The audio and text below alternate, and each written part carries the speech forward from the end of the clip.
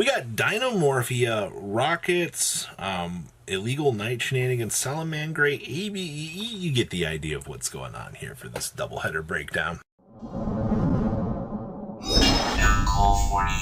Don't make the 30% of you guys have not smashed the living crap out of that subscribe button. Smash it so we can climb up your 100K ladder. Oh my gosh, your Tulsa, Oklahoma regional is going to be the first thing we're going to be looking at for this regional here, or for this breakdown. We had 2 Sword Soul in top cut, which no real surprise there. But then you had 2 Salamangre decks making it in top cut as well. And you got to ask yourself, ladies and gentlemen, what in the world? That's actually pretty cool.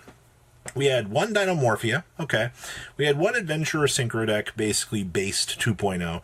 You gotta love those decks that continue to evolve. We also had a Dragon Link, and then we had something that was classified as a going second Flaunderies list. Now, to be honest with you, any sort of Flaunderies deck that's kind of trying to break the mold here definitely seems interesting. I don't have that list for this breakdown, but in terms of this breakdown for this top cut, it looks very standardized for what you would really expect, which is actually pretty awesome, all real things considered here. We're going to pass on over now for those deck lists. You can kind of get an idea of what this event was like. Winning the Tulsa Regional here is actually your interesting Rose Dragon package here, sporting off an inclusion of the Illusion of Chaos package here. I mean, with a Rocket package in here as well. Basically, it's Adventure Rocket Synchro, basically capitalizing on the more powerful gains that you really want to see here. For the most part here. I also see, yes, Kawaki Mirror Draco down here in the side deck. You gotta love the fact that having a walking, talking floodgate monster to punish the opponent is going to be what we would deem the value town for this. Plus, you know, being able to kind of capitalize, punish the opponent while still being able to build the boards that, you know, some of the Rocket boards can do, all wrapped up in one build here. Seems like what you want to see at the end of the day here. So congratulations on locking down a first place finish here with Rocket Adventure with your Rose Dragon package. Once again, showing us that, well, at the end of the day, this deck can function. Next up here is Dinomorphia. This is the second Dinomorphia deck that I have seen have success on the grand top cut scale here. Now, only triple Thursday with triple Diplos is more than fine here. Only 1 fossil deck. Actually, a lot of these builds just opt to not even play the fossil. I'm completely honest with you. Having an extra copy of your starters here, so you can basically sit up and play the game, seems fine. It's having Thursday over Diplos is definitely what you're going to want to see here. And then you kind of round things out with, you know, what, 24 trap cards to get your grind on. I also like the fact that Ferret Flames is basically maintained in here as one of those go-to grindy cards. Definitely tells me that more and more people starting to kind of figure things out here and setting up for good things. Also, Alpha, the Master of Beast, getting some hang time down here. Getting a free out to, you know, Mirjade seems really, really good to me at the end of the day here. Next up here is our, what was referred to as the turn skip deck in my notes here, which we are playing Necro Synchron. Oh my gosh. Just having this act as like a little floor synchron, I guess is cute. We're also playing a Harpy package in here as well for the Hysteric Science, so you can actually get to the Fair of the Storms because we are actually playing the Cyber / Harpy Lady.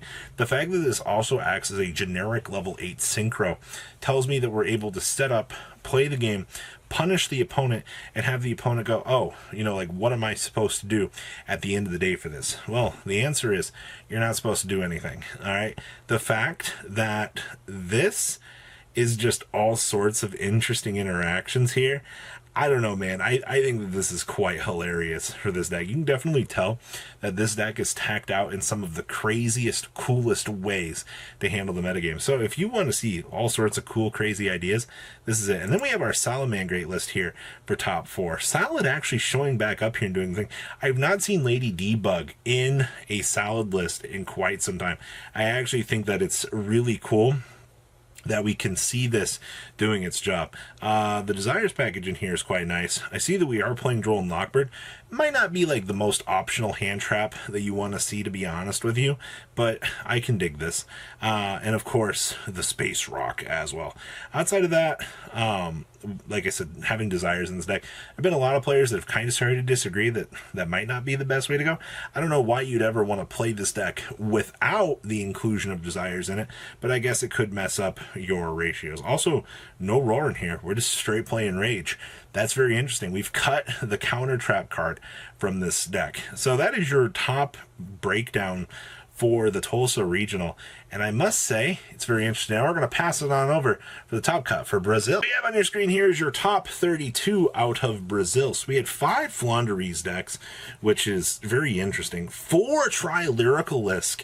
That's absolutely amazing, with 4 Sword Soul and 4 Punk Thurion. We also had 3 Despia decks in the top cut as well. 2 Libromancer. Libromancer actually kind of took this event by storm. A lot of people were like massively like shocked for whatever reason. And I don't know why they were shocked to see the Libromancer was doing its thing here, but all right. We also had 2 Dragon Link, 2 ABC Thurion, 2 Salamangreat, 2 Invoked Dog Dolls, and then we also had, or excuse me, yeah, we had one of that, and then 1 Sky Striker, 1 Ignister, and 1 Drytron. But like the most interesting thing from this was the fact that you got to see the success turnover rate for Libromancer for the first time in a hot second in terms of top cut. And we're going to pass on over to the top deck list. This event here was actually your very, very interesting ABC Thurion list. So in real true fashion, we're down to 2 pieces here. Actually kind of reducing the amount of pieces in here makes life so much easier, man. All right, you don't have to go through the craziness of having the bricks per se here. I also see Barricade Borg Blocker for discard outlet, the gadget for the extending options, set rotation with the Mystic Mine in case the game goes sideways, and we're playing the little adventure package in here as well, so you can kind of offset the flow of the game here. And also only 2 Disc Coliseum. I mean, you have the appropriate field spell breakdown here, which honestly works out just fine at the end of the day here. I don't see anything else really too crazy here, but honestly, the fact that this deck is still able to kind of keep up and do its thing, that's what you want to see here at the end of the day. So I'll give it to you. You have my interest for this. All right, next up here, Tri-Lyricalist ended up getting 2nd place out of this. Now, in terms of, I guess, developments here, we're not playing the F-Zero package. We recently saw that show up, and I was like, okay, you know, it's kind of cool at the end of the day for what you want to do, but it's not crazy consistent, I feel like, here. We are able to go back on the Desires here, which is fine. Bird package is still doing its thing for the most part here. And of course, we're grinding things out here with the Mystic Mines. I know somebody out here is going to be really upsetty spaghetti when they see Mystic Mine showing up in their random Tri-Brigade deck and they can't really do anything about it. That's why you got to appropriately side for these things, man. Also, cutting back on the Revolt is fine. You don't have to go down the crazier engine trees with this, but at the end of the day, little things to consider here for 500. I like this quite a lot. All right, next up was our Libromancer list. That I think there's the top 32 one and the top 4 list for this, which goes to show, you guessed it, ladies and gentlemen, you can do well with this deck and it can do things. All right, now this build is a little bit different from what we've seen previously. We basically extended out the whole Libromancer package, and we have a heavier amount on this. And of course, we are bringing in the Synchro package. Why would you not want to bring in the Synchro package? This engine basically ensures that you can have more consistent results going for you. And that's like the one thing that you want in terms of these decks, is having that consistent ability to make sure that you can play the game. Honestly, outside of that, no Drytron stuff. Don't need it. Diviner of the Heralds does its thing. E-Telly pretty much wraps up the rest of what you really need for this. I mean, being able to E-Telly out Libromancer Geek Boy seems pretty interesting to me. So maybe this is something that you really want to consider giving a shot out here in the near future. All right, next up here are Thunder Dragon Rocket List. In what time capsule year did we go back to that we have seen somebody out here use the Thunder Dragon package in Rockets? I don't know, but this was able to make top 4 out of this Brazil Nationals, which is absolutely amazing to me, man. All right, overall, like, your entire structured breakdown of this event. Oh, is there anything like crazy out of this deck? I mean, you're playing this so you have access to the Chaos Creator and access to Thunder Dragon Duo, which are both hilarious options. As you notice, we're not even playing Titan down here in the extra deck. Like, no real point. All right, like, if we could play Colossus, it'd be fine, but you're mainly playing this stuff for the Chaos aspect of it, which is actually kind of hilarious. Your standings out of the Toronto Regional here are pretty interesting. Winning the event was none other than Flanders. I'm not particularly excited to see that Flanders actually pulled it off, but I guess, seeing that it was the only Flanders deck in top 8 that grinded through all of the base decks, I'll give it to it. It's pretty cool. Second place, I believe, for this event was Triff playing based Eldritch, which basically Synchro Eldritch should be able to climb up the ladder, do the standard things that you've kind of seen in the past here. We also had third place, which was based, which one deck is playing the Eldritch package, one is not, but they're both still climbing up that Synchro access, giving their engines a little bit better, of a spot here. We also had 2 Thurion ABC in this top cut. Now, to be perfectly honest with you here, Thurion ABC actually is a very scary deck. My only problem with that deck is, in the games that you do not draw that, Union Hanger or anything like that, some of your combo lines don't feel quite as explosive. I would say you kind of feel like you're stuck and you can't really get off the ground all that much. But I think that's fine, and that's something that you can kind of curve out depending on how your build goes. But if you got the best luck in the world and you're drawing that field spell all day long, it's going to feel really good. We also had 1 Mystic Mind Sky Striker. I love the fact that they emphasize Mystic Mind Sky Striker. Like, you're trying to call them out and being like a scummy player or something for playing Mystic Mind. They're just doing their job to make sure the card gets banned even faster. And you can't be mad at them for that. And then, of course, like I said, 2 base decks, 2 ABCs. Your little breakdown for this event tells me a lot of changes here, and not a single Sword Soul in top cut. Isn't that interesting? Let's pass it over to deck list, shall we? Winning this event would be your very, very interesting Flanders list. And you want to talk about slowing down the game to annoy the opponent. Between the Dark Ruler No Mores and these Mystic Minds, it's actually hilarious. Now, the one thing I find very interesting about this list is the inclusion of the Pot of Extrav in here versus, the most people that'll just go with the solid Prosperities and the solid Dualities to kind of do their things. We wanted the one extra option, and I think that's actually important here. Double M-Pen, the 1 Apex Avion, and the 1 Mega Ryza here. Very standardized. We're actually maining the Harpy's Feather Duster. So technically, they do have an out if they do get Mystic Mind themselves. And then, of course, see down here in the side deck, they were pretty pumped up to be able to kind of handle up any real threats that back row decks might bring to them. Shout out to the Change of Heart on the side deck. You love to see it, ladies and gentlemen. Outside of that, I don't see anything really too crazy. The extra deck seems a lot more usable. Next up for top 8 here is our little Punk Synchro Toolbox with Rose, basically based. At this point in time, the fact that the whole base toolbox, even with, the Rose Dragon being limited on the last list here, I know that put a lot of people at, like, very sad places, that they're like, oh my god, like, I can't play base anymore. Well, yes, you can. A good example of it is right here on paper, ladies and gentlemen. All right, you get away with this. Seeing the little extra extended out package here for Magician Souls, actually, I kind of like this. Honestly, being able to play 3 of these, I know a lot of these builds have gone like 2-2 in terms of a split with this. I think that this is fine. Also, shout out to Nibiru actually having usability here. And most of these decks also only do rely on the 1 Golden Lord. If you're trying to bulk down and play multiple Golden Lords, I feel like you're just asking for bricks, and that's not something that you really want. Next up here, this is our base deck. Yep, here's our Rose Dragon package. So we just scrapped out all that bad Eldritch stuff that evidently helped the second place deck get to where it needs to be. We scrapped it all out and said, you know what? We're going to shave this down to 45 cards, and we're going to make this work. Shout out to Konami for not hitting Scythe. The whole fact, like I said, that this deck is able just to kind of capitalize and climb up these synchro walls while the opponent just stares at you and just question marks you the entire time. You just got to ask yourself, is it really worth it? Yeah, I think that playing based as the incarnation that it is, you will find success with this.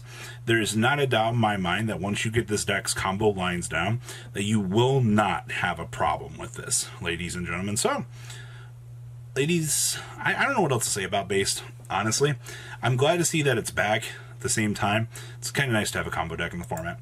Next up is ABC Good Stuff. Now, this build is on 2A, 3B, and 2C. I remember some of the very early list were going 3, 3, 3. Actually, just kind of stripping off some of that dead weight actually helps this deck's consistency immensely. Of course, 3 Union Hanger and the triple Disc Coliseum. I have seen builds that are only just playing the 2 Disc Coliseum.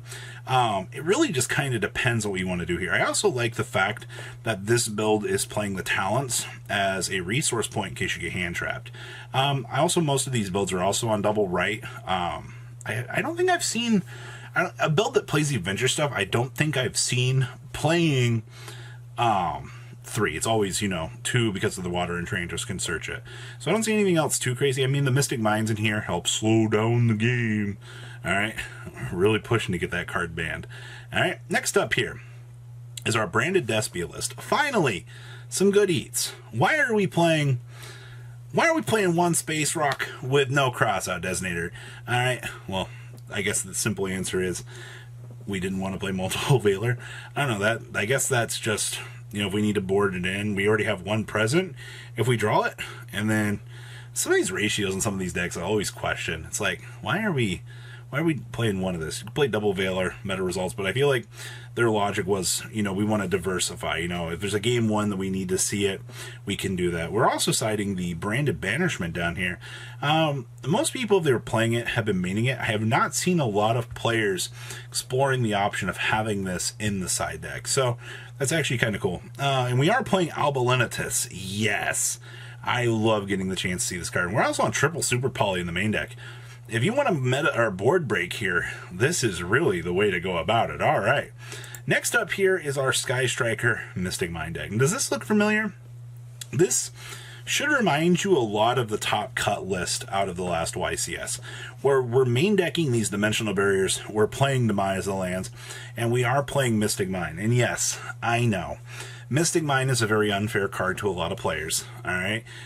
The fact that this card exists to slow down the pacing of the game, I understand that can disappoint a lot of players. Just draw the out 5-head. It's not that hard. I also see that we do bring in the Scythe package down here as well. This is probably going to be your more standardized build that you're going to see going forward here for Striker. Whether or not you like to hear those words or not, that's just kind of what we're seeing here in terms of the meta build. The adventure package was really cool with this very early on, but so many people have just kind of scaled back to just fully abusing Mystic Mine. It's the best way to go about it, I think. Next up here is our next base deck. Now, in terms of this person found the way to effectively shave the deck down to a full 40, which, I'll clap for you.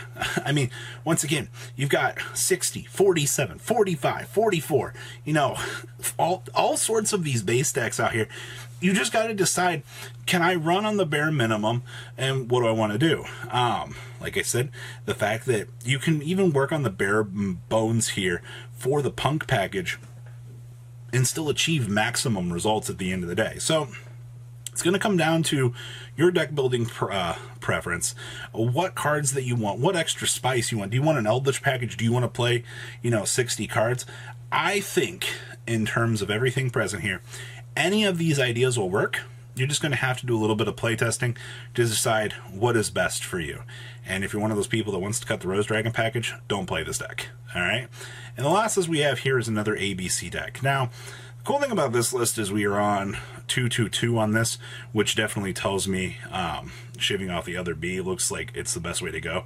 Honestly, just cutting off those extra pieces seems like it expedites the process a lot easier. I also see that we do have the one Mystic Mine down here as well. So in case something goes wrong, you press the oh shit button and your opponent's going to stare at you and be mad at you all day. And then droplets for board breaking. And then now this build does the exact opposite here. We're on the double Water Enchantress, triple Right of Armesier, versus what I've seen more of, 2 versus 3 of this. So I guess little things to consider for that. But that wraps up your breakdown for this event. Winnipeg Regional out here, 69 players, giggity. We got one Despia winning this event, which, you know what? I'll give it to them. Despia has been struggling really hard out here to get that W, and to see that we did it, okay. We had 2 10E Sword Souls out here. You know, it doesn't surprise me. It is the best deck in the room. It is succeeding on levels that players can only imagine that they, honestly, it's consistent. All right, the deck still does struggle with a lot of the modern era problems that we've seen in the past, and you know what? That's fine. We also had Eldritch out here as well, which, okay, you know what? Eldritch doing its job. That's awesome, ladies and gentlemen. You love to see it. All right, and then our big one for this event was none other than Dinomorphia. If you got Dino DNA out here, then I have good news for you.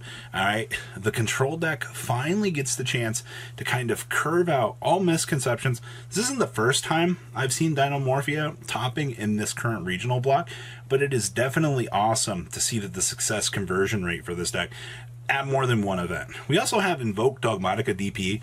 The fact that Dimensional Barrier is running around everywhere, that this deck has been struggle-luggling.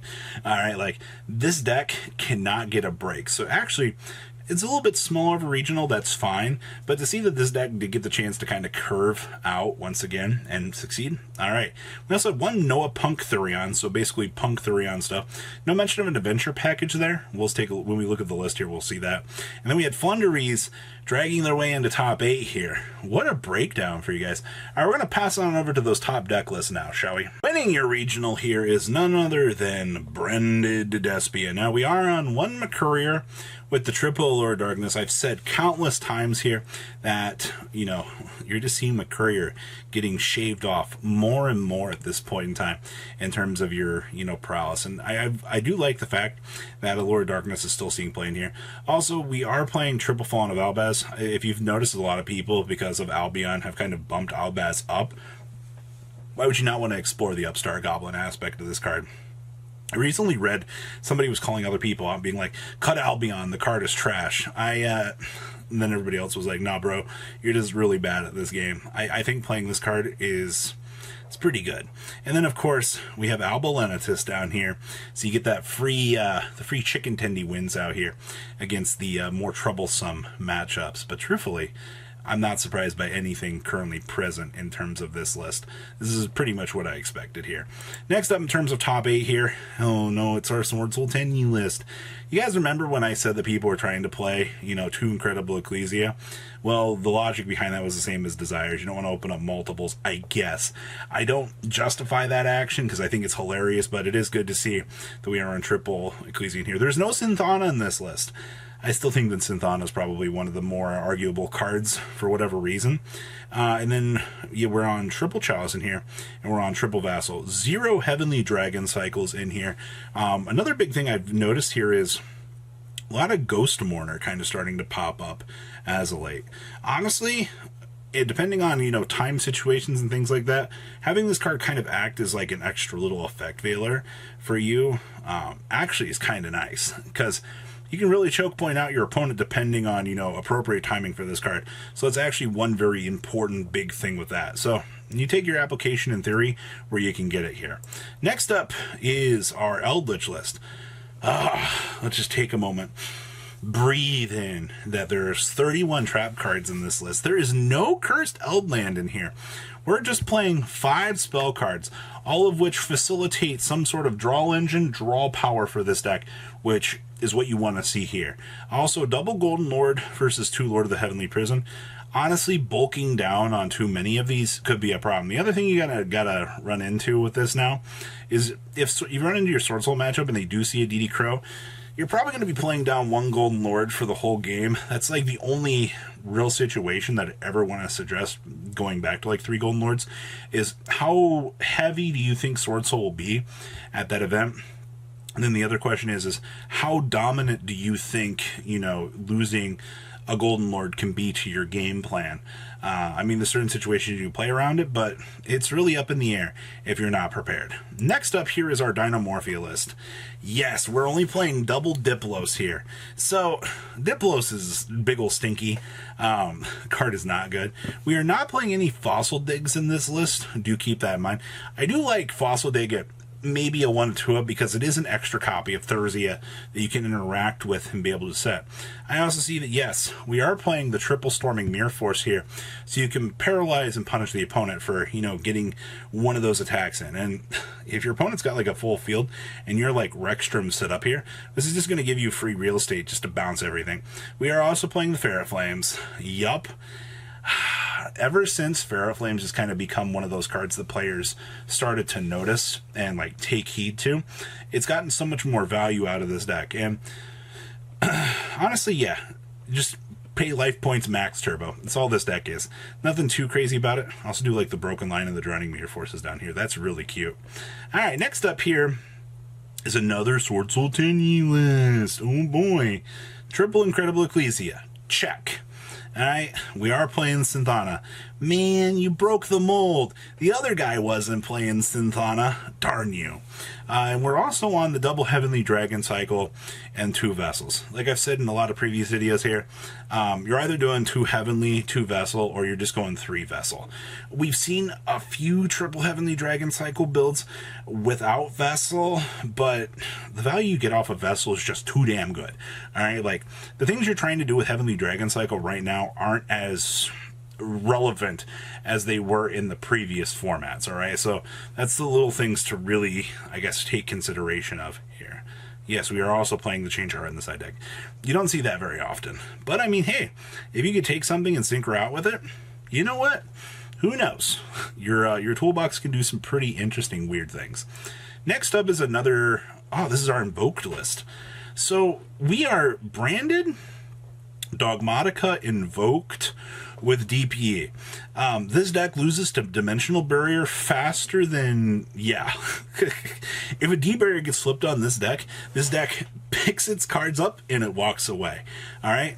You have so much fusion reliability here, it's crazy. I'm not saying that the deck is functionally bad, but like I said previously, when you have this much fusion hate in the format and you're getting away with actually playing Alistair Invoker and friends, I think that that's crazy. Now, in terms of the build, double Talents is fine. Double Fusion Destiny, I mean, you don't have Verte anymore. And your package of 3-1-1-1 with the two Nadirs, it's all fine. Like, ratios here, not a problem. I also do like the Prosperity in here to actually get you to some filtering options so you can capitalize and play the game. Yeah, nothing else too strange about this. Next up here, it's our Punk Thurion list. Ah, okay, so yeah, no adventure package in here. We're actually on triple Thurion charge. Man, there's also no trade-in in here. Honestly, I do like when people kind of get crazy in here, and they do try to play the trade-in shenanigans in here, because it gets way more interesting in terms of things. We are also playing, I see Malaya of the Trees found its way in here, but you know, there's no Netria Rose Whip in here. I assume that this is just for sending a plant for the graveyard or targeting a plant in the graveyard and special summoning it. Those are like my only real 2 interaction points, but you could have played the Rose Whip and got a little bit cuter value in terms of it. Yeah, but yeah, no trade-in. The triple charge is fine, and no Rose Whip kind of hurts me a little bit, but in terms of this build, 44 cards worked out relatively well, so no real big issues here. Next up here is a Flunder list that did very well. No Pot of Extravagance. Yes. Alright, we're actually main decking the Featherstorms. That's interesting. Double M-Pen, the Apex, and the Ryza. And we are playing the Gold Sarcophagus for the free value kind of get out of this deck. And then Book of Moons for the Hoop Downs at 3. No Dark Ruler No Mores or Mystic Minds in this deck. We've seen a lot of Dark Ruler No More and a lot of Mystic Mind in these builds just because of what they bring to the table for this deck. Hey man, like I said, having oh shit buttons that you can push to be able to kind of carry you on, why would you not explore those options? I don't know. I think it's kind of crazy that the players don't do that. So what do you guys think? Please, leave a comment down below. Tell me what you guys think. Make sure you guys smash the living crap out of that subscribe button so you guys don't miss out on more awesome content. And I will see your beautiful faces back here later on in the day, guys. Have a good rest of your day, all right? Peace.